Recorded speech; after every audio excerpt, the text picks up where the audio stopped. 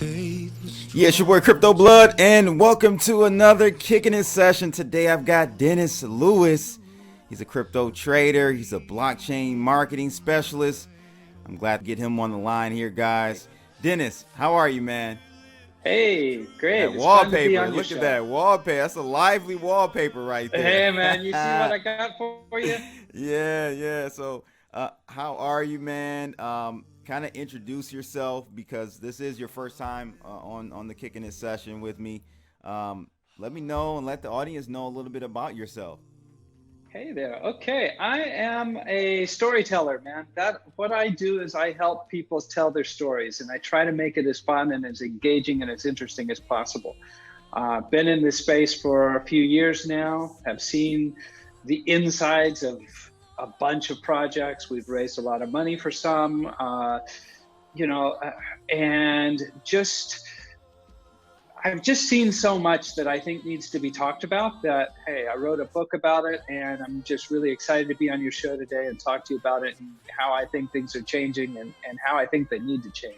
So, what before crypto? Kind of tell us a little bit about that. Yeah, so I've been a marketing specialist for too many years now. I don't want to count more than you've been alive, probably.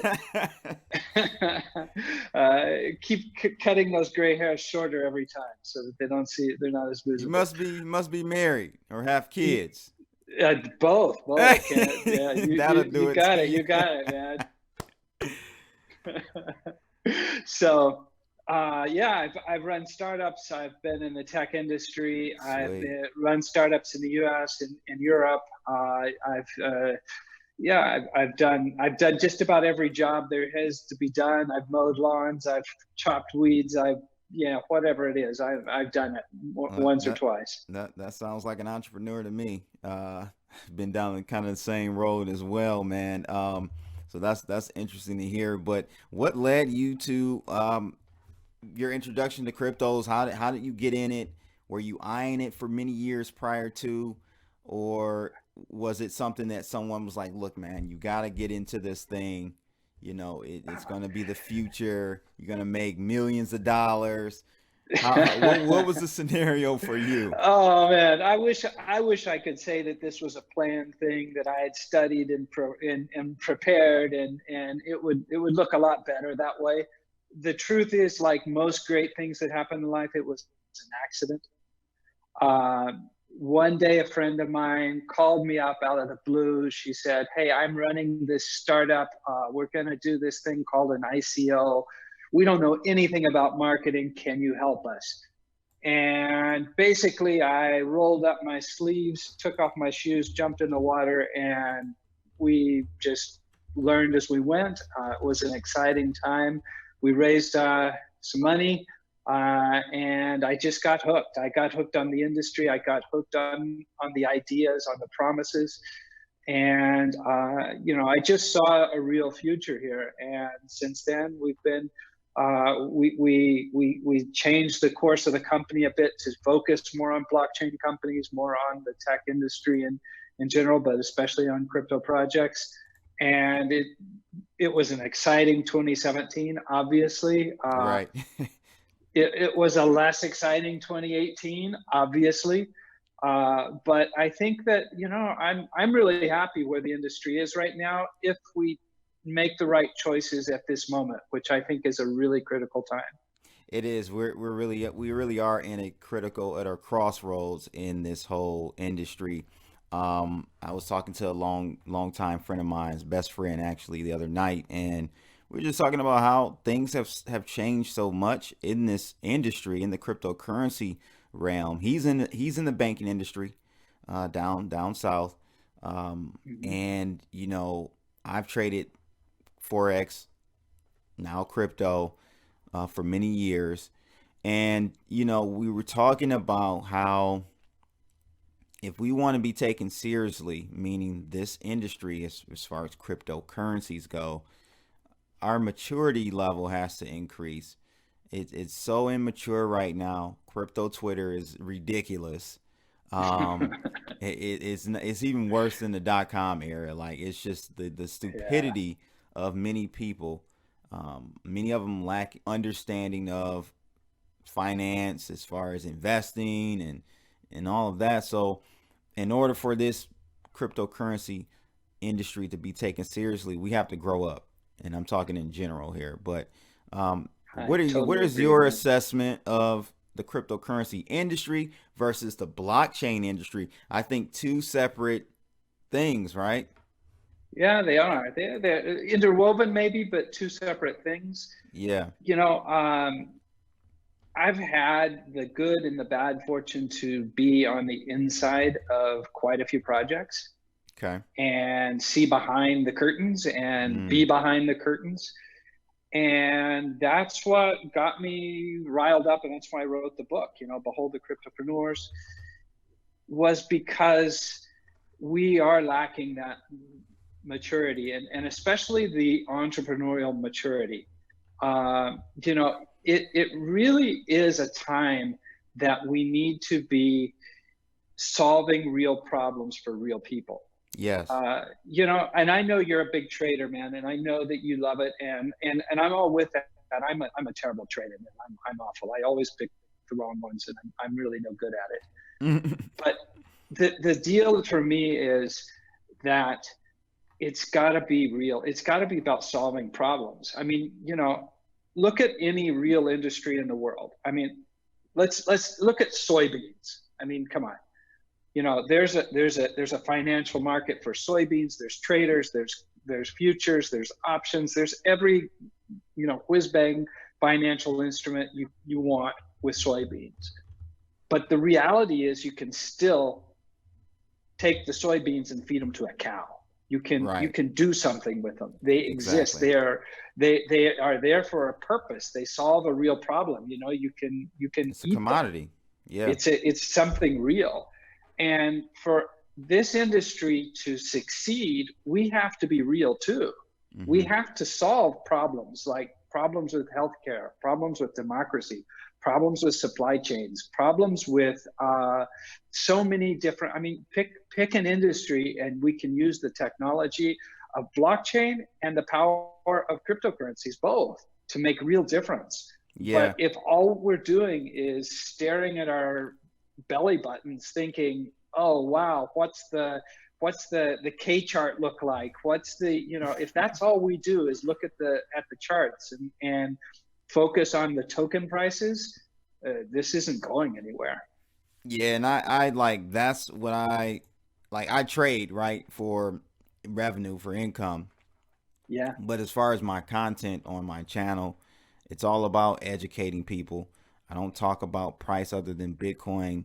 When I start the show, just to give people an Hmm. update on things, but I don't pump prices, and I don't. That's not the, as you've stated, that's not the point of this whole technology, this burgeoning industry. We have to get into those various industries that you speak of. What is the holdup though? Why? Because many of us thought 2017 was the setup for 18, and blockchain was just going to take Yeah. over. Was it that many people was it that we focused too much, and not even the people that were in the industry but those outside of the industry looking in, were they focusing too much on the price? And so when the price tanked, their interest tanked. So if you don't grab a person with right intentions, then they're gonna leave, right? If things change, if they're not there for the core reason, as you talked about, Yeah. cost So savings, and it really can help. I like that you brought up democracy. Back when I got into cryptos, that was one of the key things that Andreas Antonopoulos would bring up, like, hey, we can use blockchain, or he would say Bitcoin, though. We could use Bitcoin for voting, and hmm change a lot of the fraud that's going on with this. But it kind of give me that's your right. take on that.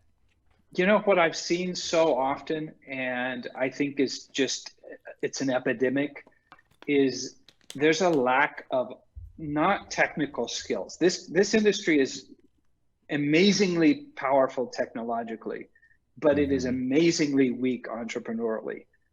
We need Mm-hmm. people Mm-hmm. that understand that know that a project needs an accounting system, that Yep. know how to manage teams, that know how to keep people enthusiastic and working towards a common goal, that aren't in it for the Lambo and the shoot the moon mentality, that they're there to actually deliver on promises. That sounds And like Dennis. I didn't get a chance to really experience the .com era, but that sounds like the .com era. Is it? Was yeah, 17? yeah, it Okay. was All the right. same deal. It's the Yeah. same deal. It's Yeah. the yeah, it was the internet was gonna cure cancer Yep. and do everything, but for a long time it was just hype. Yeah. And that's what we have to be careful to avoid. We need Mm-hmm. people building real projects that are, that are sustainable businesses that are making a difference, that can, and there's so many there's so many ways to do it, and so many good ideas and good possibilities, that we deserve to be flogged with a wet spaghetti if we don't deliver. Yeah. Today in blockchain, the question would be like, what's EBITDA? Like there's no Yeah, real. You know what I'm saying? It's like yeah, no. there's like Are we even looking to make revenue in this space? Or is it too early? Are we just too early? Are we too early to really make a solid push for something real, like that everyone uses? Like, I think my thing is blockchain in the real world looks like a person using a software or service and them not even knowing it's blockchain. That's when you know. Definitely. I'm so Okay. much on board with that, man. That is Okay. exactly that is exactly right. We need to cover the complexities of Mm-hmm. the technology and deliver the results. Mm-hmm. Um, I want grandmas, grandpas, you know, to be able to use blockchain technology without knowing anything about it. And Mm. one of the things I think is really cool is that if you take a step back and you look from a historical perspective, the 20th century was all about corporations. It was all about building massive corporate global conglomerates in all these industries. And the story is morphing now in the 21st century to be all about individuals and all about small groups and all about empowering uh, everyone to participate in the economy and to reap parts of the benefits. And that to me is the real underlying beauty of what blockchain and cryptocurrency can do if we allow it to happen and if we make it happen. But we need cryptopreneurs. We need people building solutions that do that. Uh, there is maybe a funny story, but I'll ask you a question. When was the last Sure. time that Mark Zuckerberg sent you a check in the mail? Right. Right. Never. When did he send you? Yeah. When Yeah. did Twitter? When did the Twitter guy Dorsey? When did he sign a check and send it to you and say, "Hey, thanks for that tweet"? Yeah, it's the best. I heard someone say, we don't know if Mark Zuckerberg came up with the idea, but it's one of the most ingenious ideas ever. It's almost like a pimp game. Like, he's pimping billions of people. Yeah, yeah, Seriously. exactly. We are the Yeah. products. Right. And until we realize that we deserve to participate and that we can, then we're being taken advantage of. And I think one of the futures is that blockchain can create a participatory economy. It can Absolutely. allow, if it's the picture of my puppy driving the eyeballs on Facebook, why is Zuckerberg profiting off of my puppy? I That's don't not know. fair. I think this whole thing happened kind of by mistake as far as Facebook's revenue model. I think they just started because I was Yeah, I there. mean, I was there when Facebook first started. Meaning, I was there. I was in college. It was for us college yeah, students. You had to have yeah, a email address from a registered college domain name. to People even probably get an account. right. Yeah. People probably don't even remember that, but that's how I started. And I don't know if they had a monetization plan, a path to revenue back then, but it just kind of snowballed. And I got off Facebook, Dennis, when they opened it up to everyone. And that was, I think, in 2006 or something around there, seven, somewhere around there. I remember they opened it up to everyone. Now you had all these little kiddies running around on Facebook. I'm like, ugh. You know, the content just changed. It was different. So Facebook was like the first LinkedIn, you know, Yeah. Hmm. and kind of for college students and alumni. But yeah, man, it changed, and I got off, You know, and then I had to come back when this whole crypto blood thing I kind of sure. got going started. But You yeah, I know, think the deal is, Facebook is an amazing invention. I mean, you can't help but take your hat off as a marketer. Hey, no, they've you built can't. the Yeah, most sophisticated advertising platform ever invented by yep, humankind. It's incredible, agreed. but it is flawed for in my opinion. There's two big problems. One is that we're the product and he's selling us, and I think that's not fair. But I think that, the worst thing about it is the mythology around Mark Zuckerberg. Mm-hmm. Uh, he created, and I don't think he intentionally did this. I mean, it just happened that, but Mm-hmm. he created this idea that a 22-year-old in a hoodie with, Yeah. kind of sleep in your eyes, Yeah. uh, is going to come in and save the world from everything. He's going to save the whales. He's going to save the dolphins. He's going to save, society, and he's going to go to the moon and to Mars. And that's, he great for him. He did it. I mean, it was impressive, but that doesn't mean that's something that's going to be, that's the trend. That's the replicable model.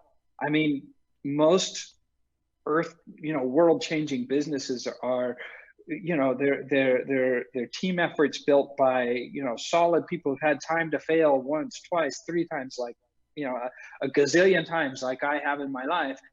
uh, and you learn and you experience and you make things, you grow in an industry. It's not usually done by, a starry-eyed 22-year-old. Yeah, well, that's his scenario is an anomaly. It's an outlier. It's Exactly. that's just But you what it look at our is. industry, look at now at the blockchain projects, look at crypto projects, and look at the last half of 2017, and every one of them was being run by a 22-year-old guy in a hoodie, basically. I mean, sure, Yeah, some of them were yeah, 30-year-olds, yeah, but yeah. Right. So and 30 or even 40 with no experience is yeah, not exactly. necessarily about the age, but the age usually dictates your experience and how many Yeah, times you've you been got able it. you've cut yourself and learned from it. Right. That's right. You got Uh, to go through. You got to fail, man. Yeah. You Yeah, you so I've have to. I've had I've had two tech startups in the past that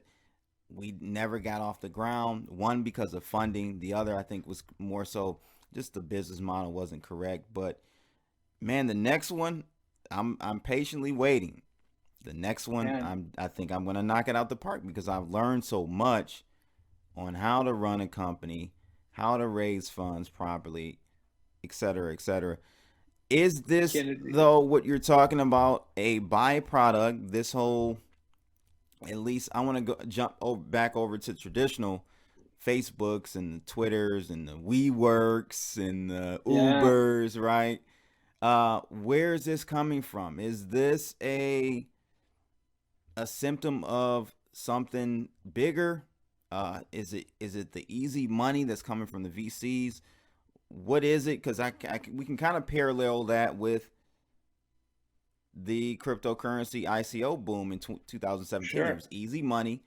It was just flooding in. People were getting raising $20 million for projects that didn't need. Because I know, I've I know.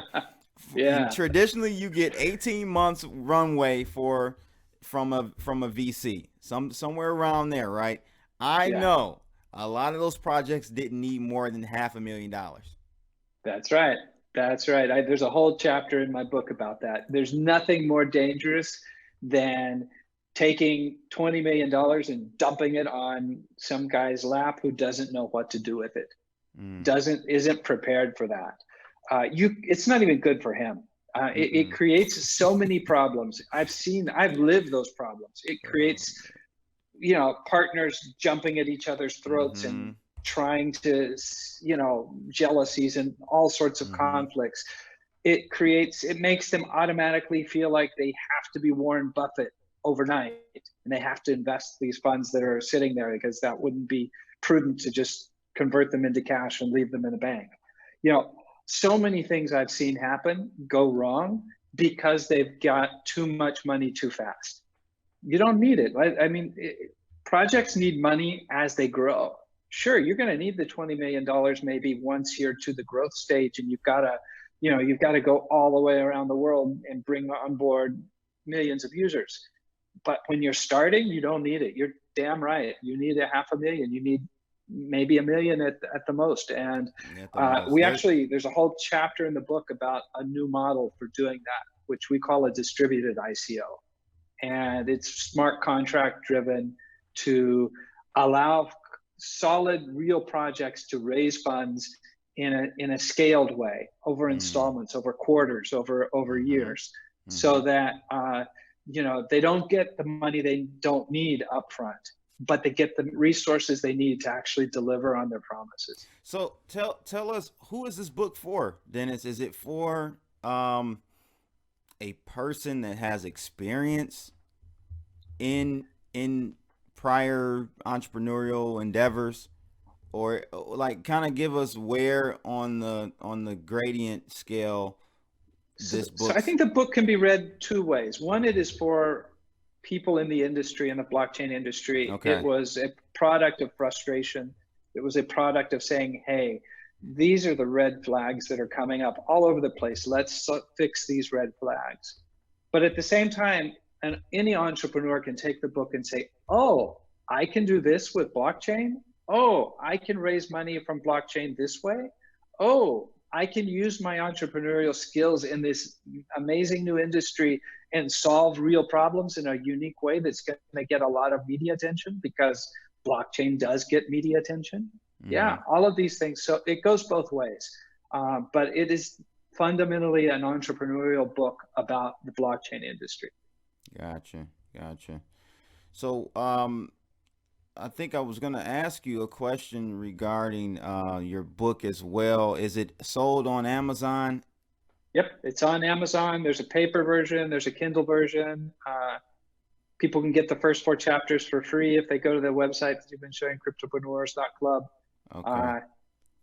That'll get their mouth wet. That'll get the juices flowing. They can see if it's a good read for them. Okay. All right. Excellent. I want to jump on to this whole thing. Oh, one thing I wanted to mention though, and in addition to what you're saying here, is that like you said, man, these guys were getting, it was blowing my mind. $20 million. These are numbers that Series B rounds get. So it's crazy. You give them too much money. I think like you said, it's a headache and it's a recipe for disaster. And I like, why not leverage blockchain and utilize smart contracts to, and I guess my question is, this suggestion of using smart contracts to set up everything, is this something that from a legal standpoint will fly? The SEC is moving the goalposts every day. I am definitely not a lawyer, but my gut feeling is that if it walks like a duck and it smells like a duck and it looks like a duck, it's probably a duck. And most ICOs, most tokens that are being created for ICOs or for IEOs or whatever you want to call them, most of them are securities. They look like securities, they act like securities, and they need to follow the rules like securities. So can you do a distributed ICO and legally? compliance? Of course you can. And yeah, is it going to be a little bit more of a headache to be a security token than to be a utility token? Yeah, probably is. But, like I go back to what you were saying at the beginning, we've got to grow up. We've got to play by the rules. I mean, just because it's blockchain doesn't mean that you're not obligated to follow the law. Mm-hmm. Yeah. I think that Wild West mentality, we got to kind of get over it. I don't think it's good for the industry in the long run. I think it was really fun while it lasted, but I personally think that being open to reasonable regulation and following the rules is going to be a much more profitable long-term solution than trying to, weasel your way through in a kind of a sketchy way. Yeah, and I mean, I think this book would probably even be good for the other side of the table, the VCs, to read as well, right? Because Yeah, they could take advantage of a lot of what blockchain leverages. You know, smart contracts. You can basically set up the term sheet and all that stuff sure. programmably, and Hmm. boom, you things get issued that way. That would be great. Another thing that I want to talk to you about is why you think that the crypto markets uh, is an existential threat to blockchain industry. I thought that was a neat. I knew you were gonna Yeah. ask me that one. Uh, I don't. Maybe that's an exaggeration, but Mm-hmm. it is a threat that we lose our focus. Okay, uh, the soybean farmer has to farm soybeans, and of course he's looking at the market, and of course he's interested in the Chinese trade war, and of course he's interested in the financial part of the soybean industry. But somebody's got to put the seeds in the ground and grow the plants. Otherwise, it's all fiction. And it's the same if you're going to go. I mean, you can speculate with Apple stock, but Apple has to build iPhones. They have to create Macs. They have to, they have to put an Apple Watch on people's arms. Otherwise, the stock price is irrelevant. It's a fiction. And what I don't want to see our industry do is become so tightly focused on the financing, the financial side of it, the speculative trading side, and Mm-hmm. forget the reality of building solid projects that do things. Because I Mm-hmm. think if we do that, we will end up being forgotten. We will be a blip in one more bubble that popped, and that's Mm-hmm. what I don't want to see happen. I want to see this become the true potential that we've all been talking about it becoming. Yeah, I agree with you, and I sit sometimes and wonder because I've been in this space for it'll be 7 years in March, and I've seen the evolution of just the whole thing, right? And I try to think future, like what does the future look like? And I don't have a doubt that blockchain will be here. My concern is that many of the, if you want to call it decentralized public blockchains, I'm not too sure most of them will really stick around simply because I think a lot of enterprises will just utilize their own proprietary blockchain or take the open source code from the public ones and this has been the trend. They're creating their own blockchains and utilizing that way and then maybe connecting to other companies through interoperability. There's possibilities to do that, but I don't want to get too technical, but I'm just saying, like, do you think public blockchains, I'm just going to use that word to compare and contrast, public blockchains will survive versus the private ones? I think they will because of the infrastructure benefit. Uh, Okay. there's a cost factor there that obviously, I mean, enterprise clients are just as interested in saving money as Sure. small businesses. But I do believe that you're on to something with the idea that I don't think that we can afford to be. radical decentralizationists. I think that there's a place for organizations, there's a place for hybrid solutions, there's a place for, you know, KYC being integrated into the blockchain so that it's maybe not as sketchy sometimes as it can, as we're earning a reputation for being. So I think there will be solid public blockchain solutions out there, but I don't think that it's going to be the, what would you say, the dystopian kind of radical, you know, post-apocalyptic scenarios that are so appealing to some of the people in this industry. Well, and it's appealing because really that's kind of the core and the ethos from which cryptos are birthed. You know, a lot of in the earlier days, it was only the anarchists, it was only the libertarians in movement. Yeah, you're It right. was it was that was what created this whole thing, and I think we just need to kind of differentiate both inside the community and outside. I think there are two different paths which both will exist, and I believe both need to exist. I think that Mm-hmm. the blockchain for KYC and yada yada AML and all that stuff is great for the corporate side, for playing by the books and being able to scale and legally do things right. But I also think there needs to be, and there will be, that's the beauty of crypto, the side that has no KYC, no AML, no traceability, so on and so forth. We need some escape from this system of surveillance, in my Yeah, opinion. I hear you, man. I hear what you're saying. You know, it's a tough philosophical Sure, yeah, discussion. You know, I yeah. mean, there are definitely ups and downs to both sides of that. And I think on a kind of on another note, I think that a lot of C-suite and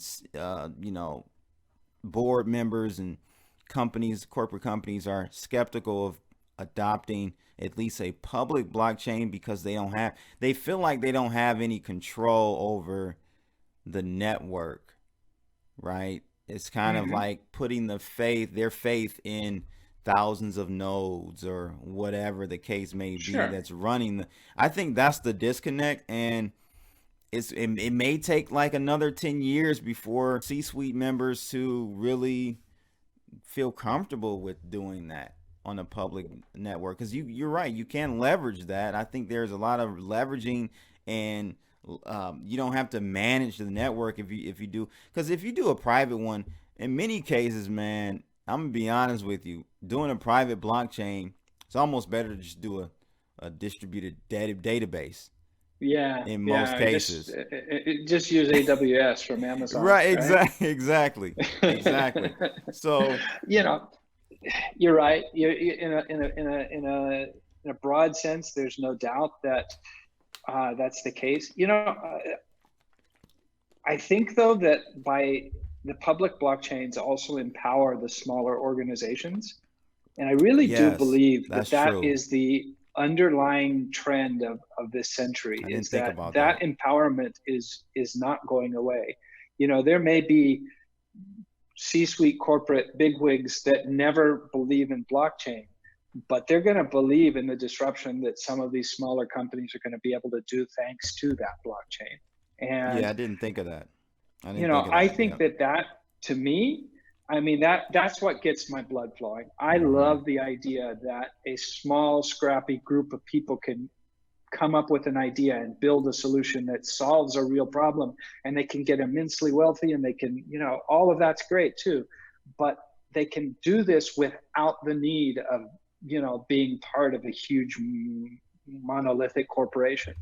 I think that's a underlying trend that is more appealing to me, at least, than, is it completely anonymous, or is it completely, under the boards? I mean, that to me is maybe, I think it's a pipe dream that doesn't really work in the real world as much. But empowering small groups of people to make big change, I think that is just an amazing, beautiful idea.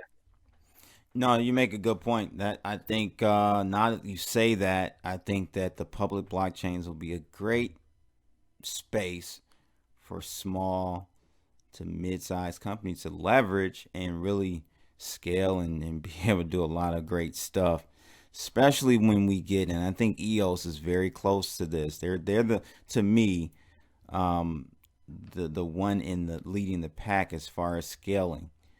If Hmm. when we get to the point where we can store things in a decentralized manner, in a very efficient way, you got the birth of internet. I don't know if you want to call it 2.0 or 3.0, but Yeah. web 3.0, it will be here. Will be here at that point. So I think yeah, that's great, man. I just love to say, I want to see people all around the world benefit from this. I want to see people being able to say, "Hey, I paid part of my rent with the money I got from, my sharing on social media, or whatever it is, or whatever that contribution they've made, that is actually affecting people in their lives for the better." And if we can keep our eye on that ball and create projects that go towards that goal, there won't be stopping anything this industry. And I don't think the price of tokens will be of any relevance then. I think the market will be completely on a whole new level of, I mean, look at it, man. There, at the most, there's 30 million people in this industry right now, and there's another 7.7 billion waiting on the looking in, saying, "Hey, what are you guys doing for us?" That's where we got to be focused. Yeah, I agree. Hey, we need something, Dennis, because technology is destroying our jobs on a daily basis. So we got to figure out Yep, a new economy, and that's right. maybe it's life after capitalism. I don't know what it looks like, but something has to change because these jobs, man, are just being cut Yeah, and back and back from technology getting better and from better. technology, AI, and you yeah, know, and we're not creating alternatives, and we have to. We need right. alternatives for society to continue to be a safe place to live. I mean, come on, we don't want to be living in a society where, you can't see your kids, take your kids to the doctor because you don't have the money to do so. Yeah, cryptopreneurs.club. Check it out, guys. His book is also on Amazon. Behold the Cryptopreneur. I love the title, and it looks like a great book. So, guys, you get over there and check it out if you're interested. Again, thank you, Dennis, for coming on to this Kicking It session with Crypto Blood. Take Thank care. you, man. It was so much fun. I enjoyed it a lot. All right. Hallelujah.